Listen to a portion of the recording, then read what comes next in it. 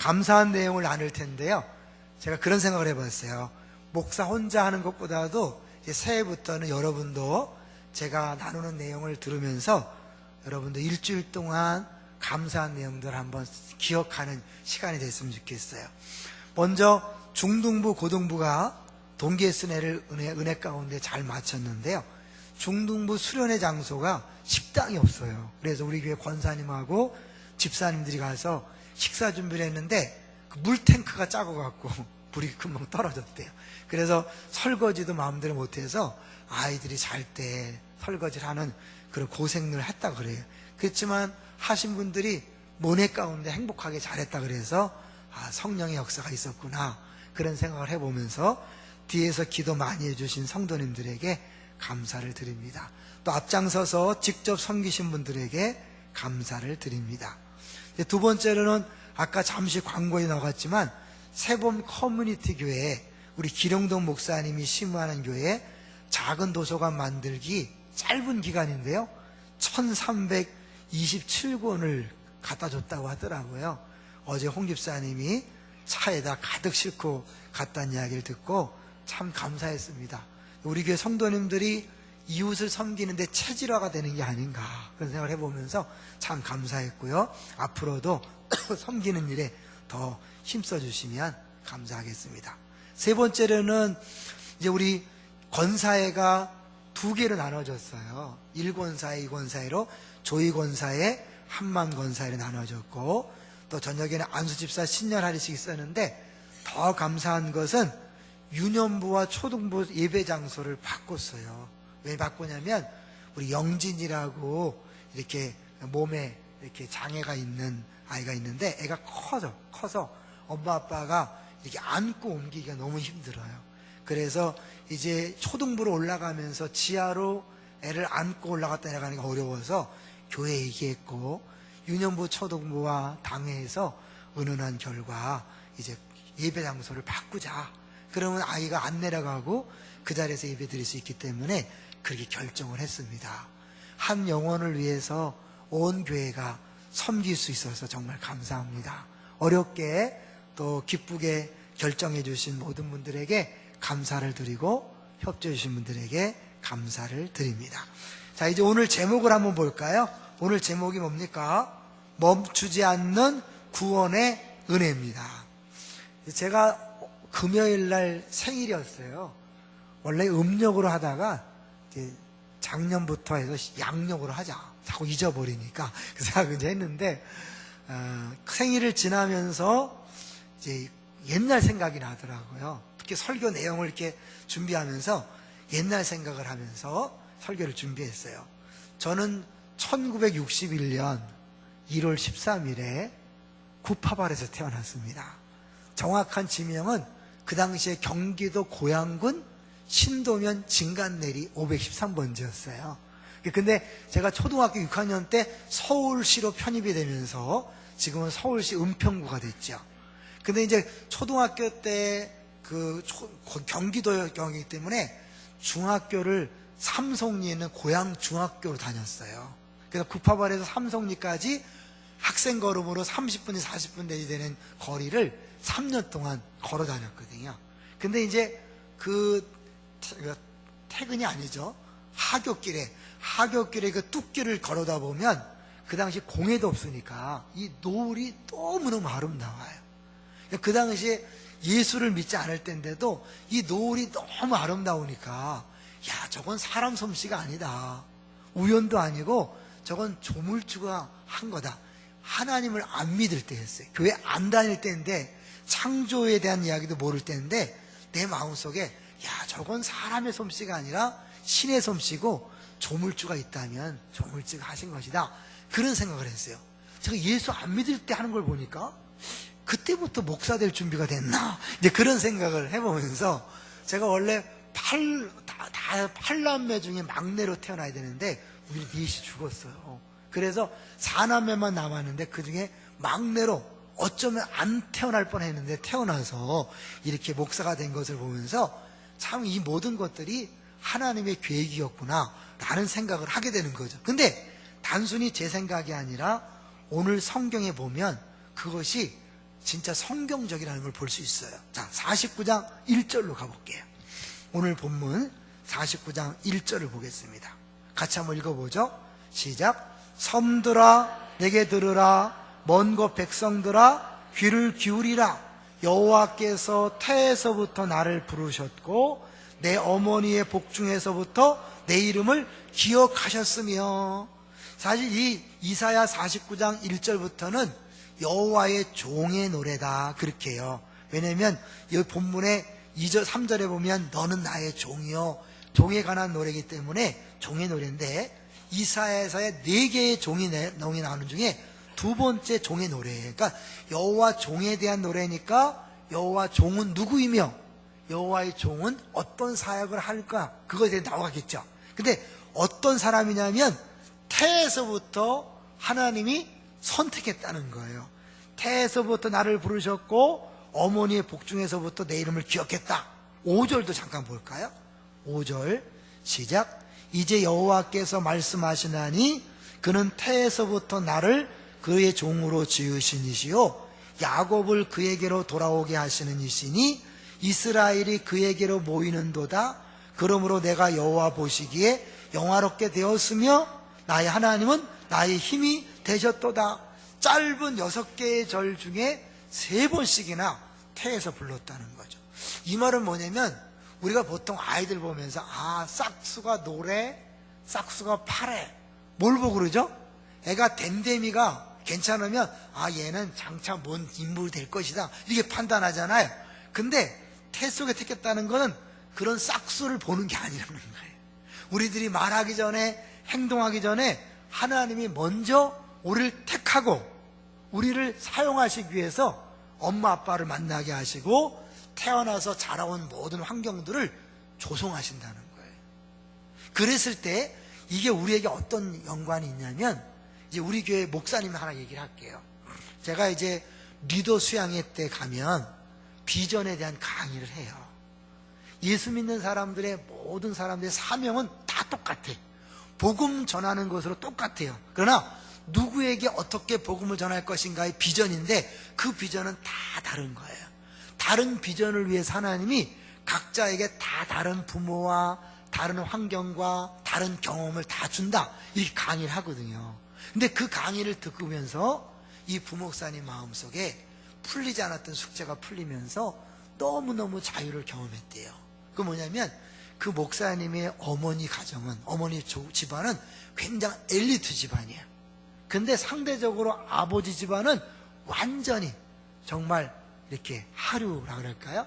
엉망진창인 그런 집안인 거예요. 그래서 이 엄마가 친정만 가면 왕따를 당하고 무시당한다는 거예요. 왜? 너무 이상한 남자와 만나 결혼했기 때문에 친정집에서 그렇게 무시를 당하고 힘들다는 거예요. 그러니까 자기도 생각할 때 왜 엄마가 저런 아빠랑 만나서 결혼했을까 이해를 못하고 사실은 힘들었다는 거예요. 근데 이 비전 강의를 들으면서 그렇구나, 나를 이 땅에 태어나게 하기 위해서 엄마 아빠가 하나님이 만나게 하셔서 결혼을 했구나. 그러니까 마음속에서 자유가 생기면서 부끄럽지 않더라는 거예요. 그러면서 오히려 그렇게 엄마 아빠와 만나서 어렵게 사는 것 자체가 나를 위한 것이라 생각하니까 오히려 감사하고 그 더 자신 있게 말할 수 있게 됐다는 거죠. 우리 중에서 많은 분들이 출생의 비밀 때문에 힘들어하시는 분이 있어요. 지금도 내가 엄마 아빠에 대해서 말하지 못하는 분들이 있어요.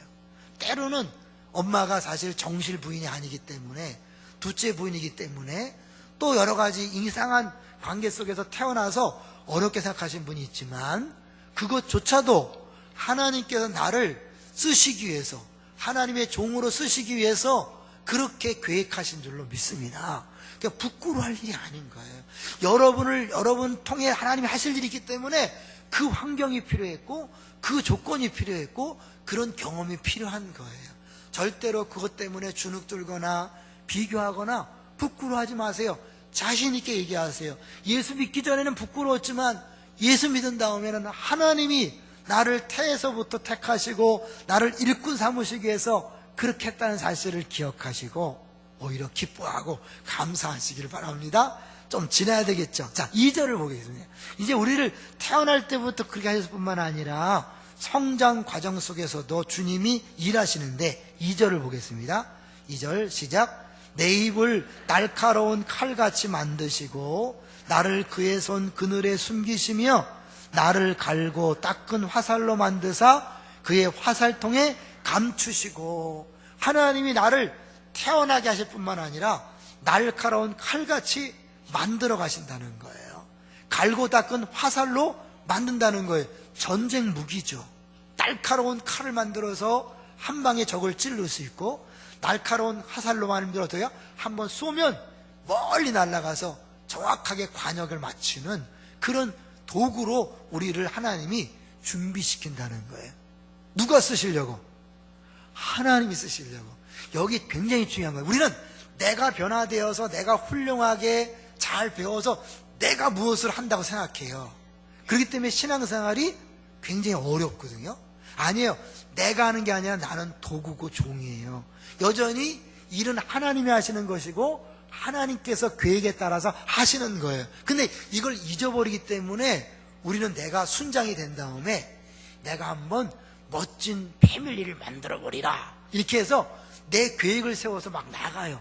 그러다 보니까 지나고 나면 결과가 안 좋을 때 굉장히 낙심하는 거죠. 물론 잘 될 때, 가끔 잘 될 때가 있을 때는 잘 몰라요. 근데 대부분의 성도들이요 열심히 봉사하다가 결과가 별로 안 좋아서 힘들어요. 근데 그 결과가 안 좋은 것이요 하나님 계획 속에 있다는 걸 아셔야 돼요. 자, 이제 한번 볼까요? 이 4절을 보세요. 4절을 보시면 이 하나님의 종으로 부름받고 하나님 택했다고 인정하고 하나님 나를 준비시켰다고 인정한 사람이 결론적으로 4절에 뭐라고 고백하나 보세요. 4절에 시작. 그러나 나는 말하기를 하였도다. 참으로 나에 대한 판단이 여호와께 있고 나의 보응이 나의 하나님께 있느니라. 이 지난 세월을 돌이켜보니까 진짜 헛되다. 아무것도 남는 게 없다. 헛되이 수고했고 무익하게 공연히 내 힘을 다했던 거야. 괜히 힘만 썼네, 힘만 뺐네, 그런 거죠. 우리 중에 지난달을 돌이켜보면서 정말 보람 있는 인생이다, 정말 잘했다, 자신 있게 말할 수 있는 사람은 거의 없어요. 왜냐하면 하나님이 우리 인생에 대한 계획은요 우리가 생각하는 것보다 더 크기 때문에 사실은 우리가 그 하나님의 계획을 이룰 수 있는 만큼 그렇게 지금 다 할 수 있는 사람이 없거든요. 그게 대부분이 실패처럼 느껴지고 무익하다 느끼고 헛수고라고 느끼는 거예요. 그럴 수밖에 없는 것이 하나님은 이런 놀라운 계획을 갖고 있는데 우리는 뭐예요? 여기서 놀고 있는 거거든요. 하나님이 이 정도의 계획을 갖고 있다면 우리는 이 정도의 계획에서 놀고 있으면서 이걸 갖고 판단하는 거예요. 잘못했다, 틀렸다, 실패하다, 무익하다. 근데 이 시편 기자가 이 하나님의 종이요 이렇게 하다가 뻗떡 정신을 차린 거예요. 이게 노래니까, 이게 그냥 서술문이면 앞뒤가 맞아야 되는데 노래니까 갑자기 4절에요 앞부분과 뒷부분이 이상하게 바뀌어요. 자, 볼까요? 그렇게 헛수고다, 무익하다, 괜히 힘만 썼다 하다가 갑자기 뭐로 바뀌는 거 보세요.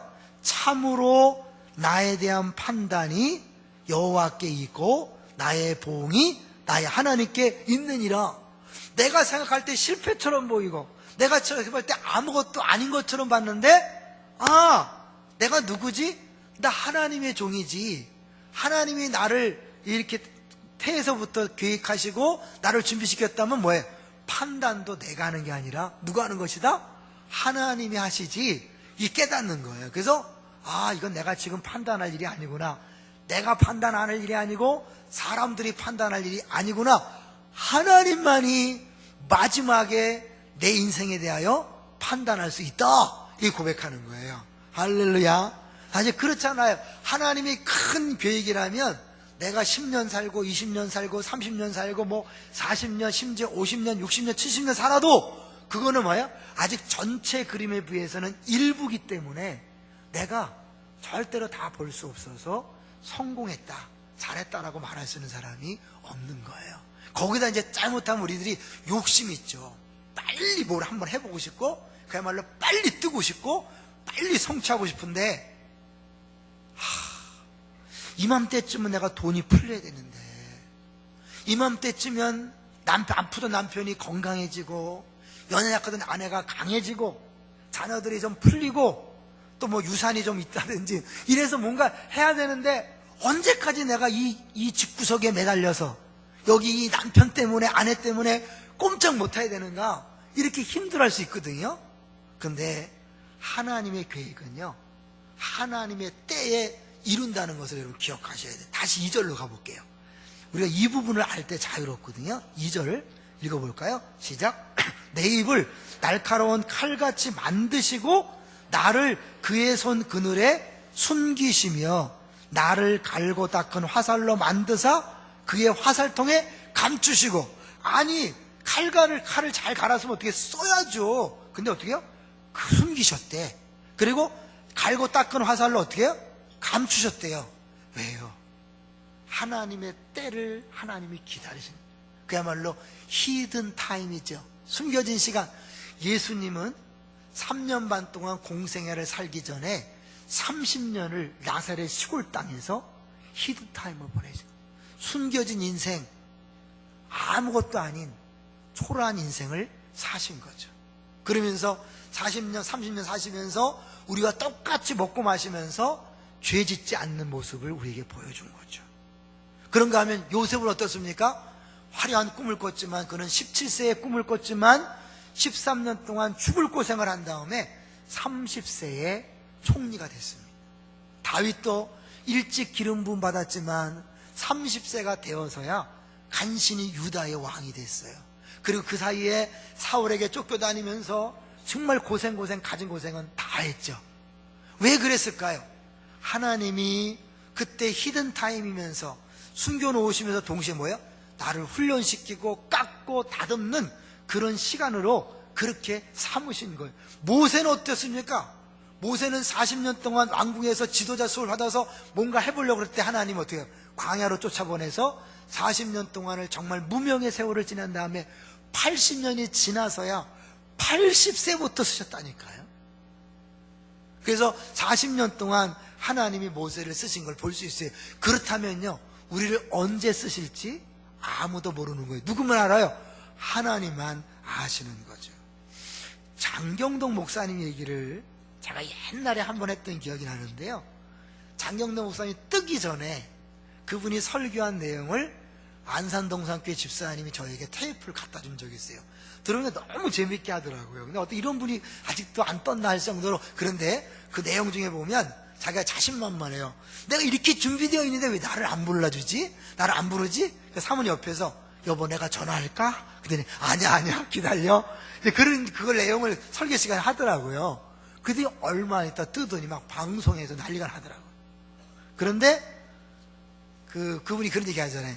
연예인이었다가 목사 된 사람은 많이 있지만 목사였다가 연예인 된 사람 자기 한 명뿐이라고. 근데 그분이 정말 준비를 많이 했어요. 책을 무지 읽고요, 준비를 많이 하고, 특히 그 사모님이 준비가 많이 됐더라고요. 근데 그것은 결국 그걸 보면 하나님이 쓰실 때가 따로 있다는 거예요. 근데 그전에는 때로는 실패처럼 보이고 아닌 것처럼 보일 때도 있는 거예요. 여기 이 종이 고백한 것처럼 내가 헛되게 수고했고 무익하고 공연히 힘만 썼다. 그리고 제가 말씀을 준비해서 생각해 보니까 지금 이제 우리 주변에 잘 나간 분들이 있잖아요. 예를 들면 명성교회 김상훈 목사님 얼마나 대단하십니까? 지금 이제 후계 문제 때문에 이제 조금 어려우신데, 그 김상훈 목사님이 처음에는요, 성도들이 나가달라 그랬대. 제발 목사님 좀 나가달라고 목사님을 쫓아보냈대요. 근데 이분이 끝까지 버티면서 막 기도원 가서 막 죽도록 기도하고 내려오고 막 그렇게 하면서 초반에 교회 문제만 생기면 가서 그냥 금식 기도를 하는 거야. 그러면 그냥 교회 식구들이 죽을까봐 데리고 오고 그러면서 그것이 이 영성이 준비돼 갖고 지금 명성교회가 있다는 거 아니에요. 여러분, 소망교회 곽선희 목사님 얼마나 또 대단하신 분입니까? 인천에서 목회할 때는 거의 실패처럼 보일 정도로 목회가 잘 안 됐죠. 그러다가 강남에 가서 몇 명 데리고 시작한 교회가 그렇게 된 것을 볼 수 있습니다. 실패가 아닙니다. 또 다른 것을 위한 준비예요. 우리 또 너무 잘 아는 이찬수 목사님, 지금 뭐 최고 한국에서 앞서가는 목사님인데, 그분이 사랑의 교회 처음 왔을 때 고등부를 맡았는데 고등부 애들이 싫다고, 우리 전사님 싫다고 거부했던 목사님이에요.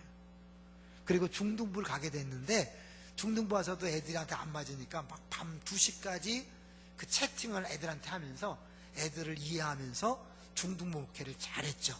그리고 그것이 이어져서 지금 장년부 목회도 아주 잘하고 있거든요. 실패처럼 보이는 그 상황 속에서 하나님은 하나님 방식으로 우리를 갈고 닦고 다듬고 있는 거죠. 그야말로 절차탕마 들어봤죠? 절차탕마, 끊을 절, 갈차, 쪽탁, 쫄탁, 갈마, 톱으로 자르고 줄로 쓸고 끌로 쪼며 숫돌에 간다. 욥은 그가 나를 단련하신 후에 뜨거운 용광로 속에 집어넣어서 불순물을 제거해서 정금 같은 신앙을 만드는 것처럼 하나님이 우리를 그렇게 만들어 가셔요. 잘 쓰시려고. 여러분을 잘 쓰시기 위해서 우리가 생각지 않은 원하지 않은 고난이 내가 생각한 것보다 더 오래 갈 수 있어요. 때는 이쯤이면 하나님 끝내야 되지 않습니까? 이쯤이면 해결돼야 하지 않습니까? 라고 조바심을 낼 정도로 그렇게 하나님이 오랫동안 기다리게 하실 때가 있어요. 왜요? 우리가 할 일이 시시한 일이 아니라 너무너무 큰 일이기 때문에 그래요. 얼마나 큰 일이게 그럴까요? 자, 보겠어요. 6절을 보세요. 6절 한 읽어봅니다. 시작. 그가 이르시되 내가 나의 종이 되어 야곱의 지파들을 일으키며 이스라엘 중에 보존된 자를 돌아오게 할 것은 매우 쉬운 일이라. 내가 또 너를 이방의 빛으로 삼아 나의 구원을 베풀어서 땅끝까지 이르게 하리라. 이 말씀의 배경은 사실은 바벨론 포로로 끌려간 이스라엘 백성들이 구원의 소망이 없이 절망 가운데 있던 사람들에게 준 메시지예요. 자기들이 바벨론 포로로 끌려가는 순간 옛날 개념은 뭐예요? 이 전쟁에서 진다는 것은 자기들이 지는 게 아니에요. 자기들이 믿는 신이 지는 거예요. 그러니까 바벨론이 믿는 마르둑이라는 신한테 하나님이 진 거예요. 그러니까 그 자체도 너무 힘든데 그래도 하나님이 구원해 주시겠지, 회복시키겠지, 그렇게 열심히 기도했는데 70년이 될 때까지 이게 안 됐잖아요. 이제 70년이 다가왔을 때 하나님께서 약속하는 거거든요. 너희들을 구원할 것이다. 근데 너희들을 구원할 것으로 끝나는 게 아니라 내 계획은 너희들을 넘어서 열방, 이방 모든 민족을 구원하는 일을 할 것이다. 누굴 통해서? 너희들을 통해서. 다시 6절을 천천히 보시면요, 이스라엘 중에 보존된 자를 돌아오게 할 것은 뭐예요? 매우 쉬운 일이다. 그건 너무너무 쉬운 일이야. 왜? 더 큰 일이 있는데 그거 뭐예요? 내가 또 너를 이방의 빛으로 삼아 나의 구원을 베풀어서 땅끝까지 이르게 하리라. 우린 지금 여기 있어요. 내가 성공했냐 실패했냐 잘했냐 못했냐를 따지지만 하나님 우리 여기 쓰는 게 아니에요. 이 큰 무대에서 쓰기 위해서 지금 이거는 뭐예요? 준비 과정인 거예요. 여기서 때로는 성공하면요 자만해서 사람이 안 변할 수 있어요. 때로는 여기서 실패하고 안 되고 부딪히고 힘들고 어려움을 겪어야 사람이 바뀌는 거거든요. 여러분 때로는 여러분 신앙생활로 패밀리 이런 데서요 너무 힘들 수가 있어요. 가족 때문에 힘들 수 있어요. 나는 정말 교회를 위하여 하나님 나라에 멋지게 일하고 싶은데 내 딴디, 그야말로 딴디를 거는 거죠. 그죠? 발목을 잡고 끄집어 당겨서 일 못하게 하는, 수준이 안 맞아서 못하기 때문에 이런 인간들 때문에 못한다. 아니에요. 여러분 그러지 마세요. 왜요? 하나님이 그 사람과 나를 동일하게 준비시키는 중에 만나게 하신 거거든요. 그러니까 그 사람도 소중하고 나도 소중하지 내 계획과 비전을 위해 그 사람을 준 게 아니에요. 그 사람은 도구가 아니에요. 그 사람도 하나님이 지금 준비시키는 중이고 하나님 택한 사람이에요. 할렐루야. 그냥 내가 세운 계획과 비전을 이루기 위해서 이 남편만 안 만났다면, 이 아내만 안 만났다면, 이 자식 새끼들이 속만 안 썩인다면 내가 날아갈 텐데 말이지.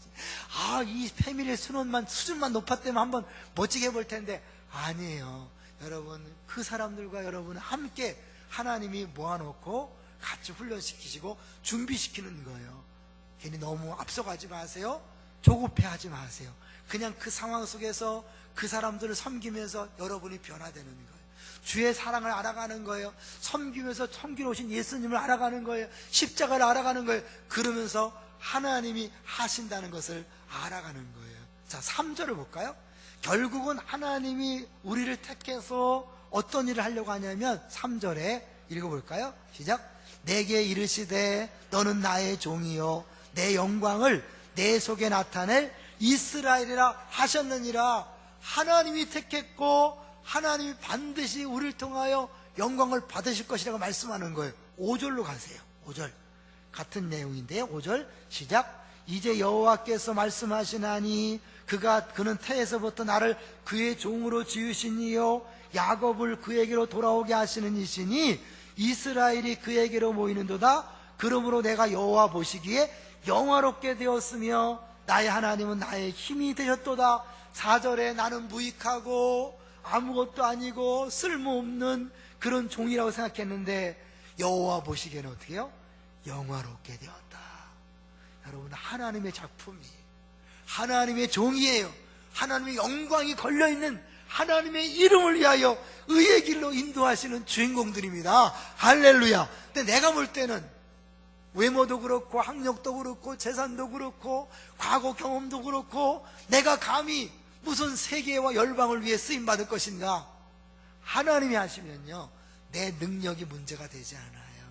내 실력이 내 재산이 문제가 되지 않아요. 하나님은 누구나 다 들어 쓰실 수 있는데 특별히 하나님은 나를 태어날 때부터 지금까지 잘 준비시켜 놨잖아요.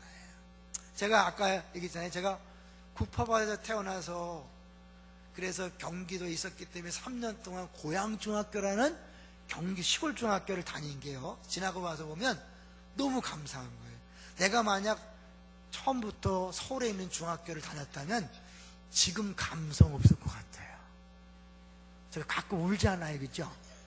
여러분 보기에도 안 좋지만 저는 그 감성이 제가 그 중대학교 그 시골에서 자라면서 그 노을을 보면서 이렇게 그런 것들이 나를 이렇게 부드럽게 만들지 않았는가 그런 생각을 해보고 또 막내로 태어나서 알게 모르게 하나님께서 이런저런 사랑을 받으면서 자라면서 주의 사랑에 대한 그런 경험들 그런 것들이 있는 것 같아요. 저는 처음 예수 믿을 때부터도 하나님이 기도하면 다 된다 이런 것들은 그냥 쉽게 믿어줬어요.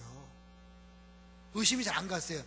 결국에 이제 너무 믿다가 우리 아들이 고등학교 떨어질 때 내가 충격을 받은 거죠. 너무 믿다가 당연히 다 될 줄 알았다. 근데 하나님이 그래서 또 다시 이제 한 박자 이렇게 또 붙여서 무조건 내 기도를 들어주는 게 아니라 하나님 계획을 이루신다 이런 거거든요.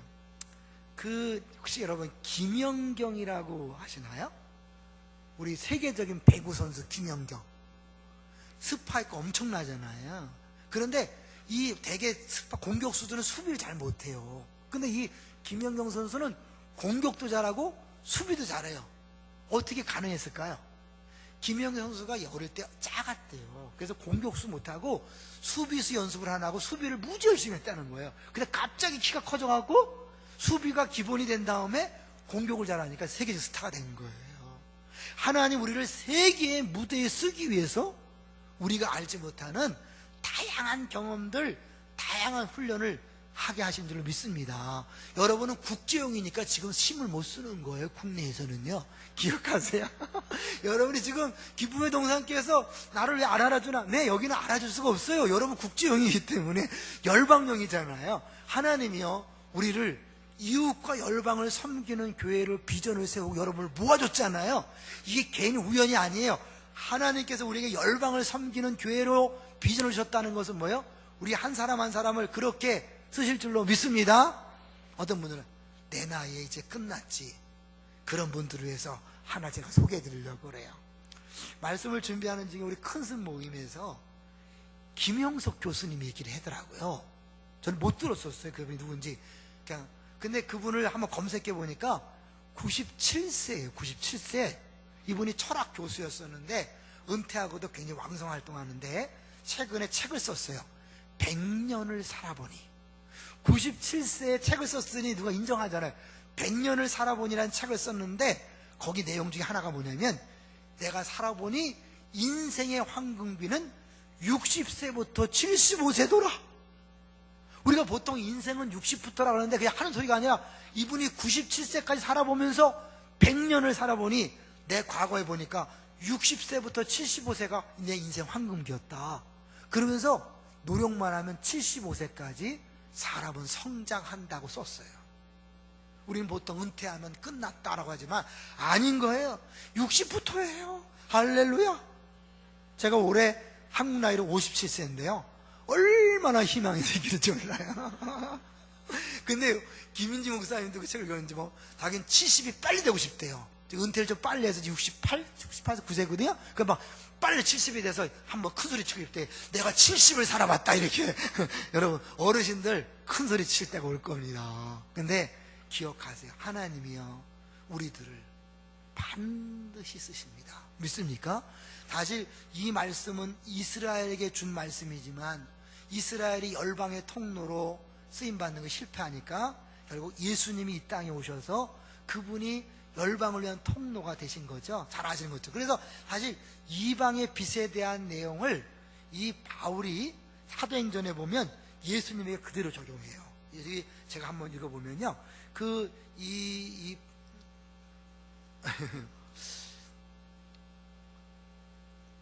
근데 그렇게 예수님에게 적용한 다음에 제가 읽어드릴게요. 곧 그리스도가 고난을 받으실 것과 죽은 자 가운데서 먼저 다시 살아나사 이스라엘과 이방인들에게 빛을 전하시리라 함이니이다. 이게 사도행전 26장 23절의 말씀이거든요. 근데 예수님에게 적용한 이 말씀을 자기들에게 적용한 내용이 있어요. 그게 바로 사도행전 13장 47절이에요. 제가 읽어볼게요. 13장 47절에 주께서 이같이 우리에게 명하시되 내가 너를 이방의 빛으로 삼아 너로 땅끝까지 구원하게 하리라 하셨느니라. 이게 뭐예요? 오늘 이사야 본문을 바울과 바나바가 자기들에게 그대로 적용하는 거예요. 그러니까 이게 뭐예요? 예수님에게도 적용되는 말씀이지만 예수 믿는 모든 사람들에게도 적용되는 말씀이니까 뭐예요? 이 자리에 앉아있는 우리 모두에게 주신 말씀인 줄로 믿습니다. 그러니까 하나님이 우리 모두를 복중에서 태 가운데 선택하셨고 태어나서 지금까지 모든 경험들 때론 상처까지도 치유된 상처는 자산이라고 한 것처럼 너희들의 아픔과 사기와 고통 그런 많은 고통스러운 경험들이 다 쌓이고 쌓여서 어떻게 해요? 우리를 하나님이 열방을 위한 세계적인 인물로 쓰시기 위해서 지금까지 준비하신 거예요. 어떤 사람은 이제 곧 개봉박두 본격적으로 쓰실 사람이 있는가 하면 아직 10년 20년 남은 사람도 있을 거예요. 그러나 분명한 것은 단 한 사람도 예외가 아니라는 거예요. 왜? 하나님 택하시고 예수 그리스도의 핏값으로 우리 샀잖아요. 예수님 짤이잖아요. 그렇게 비싼 존재들, 그런 귀한 존재들을 그냥 허비하시겠어요? 아니란 말이에요. 여러분 기대하세요. 97세가 돼서 내가 100년을 살아보니 책을 써서 사람들에게 영향을 주는 사람도 있잖아요. 어떤 사람들은 이제 그렇게 할 수 있어요. 지금 내 당대에도 하시지만 내 다음 세대, 우리 교회가 다음 세대를 준비하는 교회잖아요. 우리가 직접 열방을 섬길 수 있지만 다음 세대를 통하여 하실 수도 있어요. 그래서 한 분을 더 소개하고 마치려고 합니다. 김철래라는 분을 혹시 아십니까? 김철래라는 분은 원종수 권사님의 어머니예요. 유명한 천국 패밀리라는 책으로 유명했죠. 이 김철래라는 분이 계시는데 이분이 자기 가문에서 처음 예수를 믿고 신앙생활을 했어요. 그러니까 얼마나 힘들겠어요. 한 번은 목사님과 장로님들을 모셔다가 신방 예배를 드리는데 시지 식구들이 안 믿으니까 뒤에서 계속 조롱을 하는 거예요. 예수쟁이가 웬 말이냐. 아이고, 예배당 남자들 데려다 밥이나 해먹이고 살림 망하겠다. 계집애만 셋을 낳아서 서방 등골을 빼먹으련. 그 당시만 해도 원종수 박사가 태어나지 않아서 딸만 셋 낳은 상태야. 그러니까 이게 얼마나 핍박이 심했겠어요? 시어머니 핍박은 말로 다 할 수 없을 뿐만 아니라 주일마다 남편한테 매 맞는 게 예사였대요. 어느 날은 밤새도록 남편에게 매를 맞았답니다. 그런데도 그 마음속에 나로 말미암아 가문이 구원받고 자녀들을 하나님 앞에 온전히 세우라고 나를 이 가정에 보냈다는 그 소명의식으로 버틸 수 있었다는 거예요. 이 김철래 권사님은 모든 것을 견뎌낼 수 있었는데, 그래서 이제 그 다음날, 그렇게 조롱하는 다음날에도 아침에 정성껏 밥을 지어서 할머니, 고모, 삼촌들에게 깍듯이 상을 차려 올릴 수 있었다는 거예요. 이런 가정에 시집 온 것이 팔자 소관일까요? 아니라는 거죠. 하나님께서 고난의 환경이었지만 하나님의 영광을 드러내기 위해서 그곳에 보내신 거예요. 예수님 당시에 소경을 보고 사람들이 물었어요. 이 사람이 소경된 것이 자기의 죄 때문입니까? 부모의 죄 때문입니까? 예수님 말씀했어요. 아니다. 자기의 죄 때문도 아니고 부모의 죄 때문도 아니고 하나님의 영광을 드러내기 위해서 날 때부터 소경되었다. 여러분이 힘들고 어려운 것, 재수가 없어서 팔자가 사나워서가 아닙니다. 하나님께서 여러분을 태 속에서부터 택하시고 그런 환경, 그런 가정, 그런 속에 집어넣으신 것은 하나님 방식의 영광을 받으시기 위함인 줄로 믿습니다. 지금까지 잘 견뎌오셨는데 조금만 더 참으세요. 결국 그 딸들이 목사가 되고요, 권사가 됐어요. 그리고 나중에 난 아들이 아시는 것처럼 미국 디트로이트 암 전문의 세계적인 암 박사가 된 원종수 권사입니다. 감리교이기 때문에 남자가 권사죠.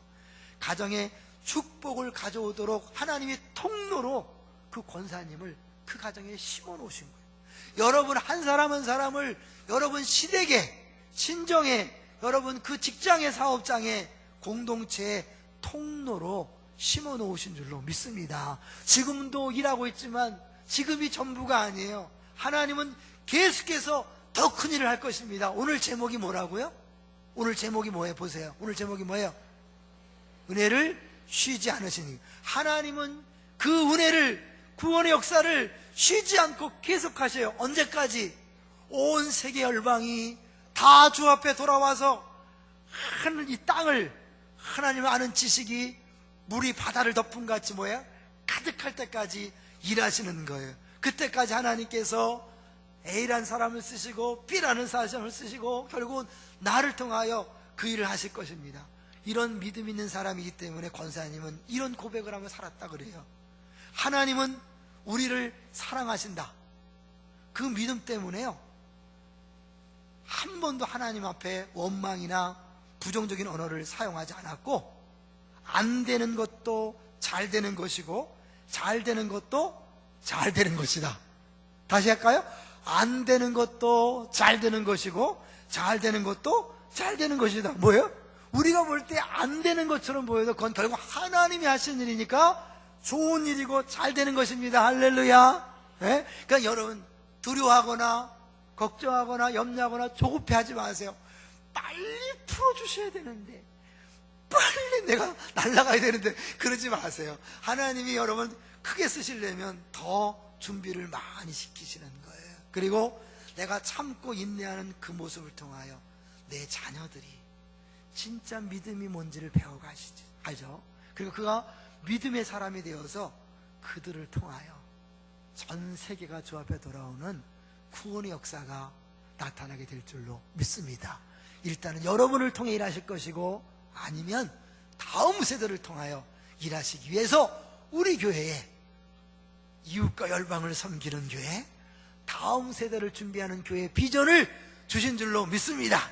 지금 일단 예스 운동을 열심히 하세요. 지금 옆에 있는 사람을 열심히 섬기세요. 어느 날 주님께서 빠바밤 드디어 때가 됐다, 여러분을 세계로 돌아다니면서 하게 하실지도 몰라요. 저는 그걸 지금 미리 보는 게요, 우리 하늘소리 찬양단, 아우 아줌마들 뭐 진짜 안산 촌띠기 아줌마들이잖아요. 근데 그 아줌마들이 올해 작년에 어디 갔다 왔어요? 샌프란시스코를 갔어요. 뭐 때문에? 하프를 한다는 이 하나 때문에. 우리 권사님을 우리 교회에 보내시고, 우리 권사님 우리 교회 올 때요 정말 죽다 살아나서 오신 거예요. 먼저 교회에서 정말 죽다가 간신히 살아서 오셨어요. 어쩔 수 없이 오셨어요. 와서 우리 교회에 그 사랑단을 만들고 거기 막 전 전혀 악기를 모르는 촌칠한 아줌마들이 하다가 샌프란시스코 갔잖아. 뭐 올해는 뭐 동남아를 가고 싶다나 뭐 이러더라고. 그러니까 이게 우리 그리스도 갔다 온 걸 보면서 하나님이 하시면 모르는 거예요. 우리 안에 작은 증거들도 보이는데 기대하십시오. 하나님 여러분을 세계적인 그런 일꾼들로 쓰실 줄로 믿습니다.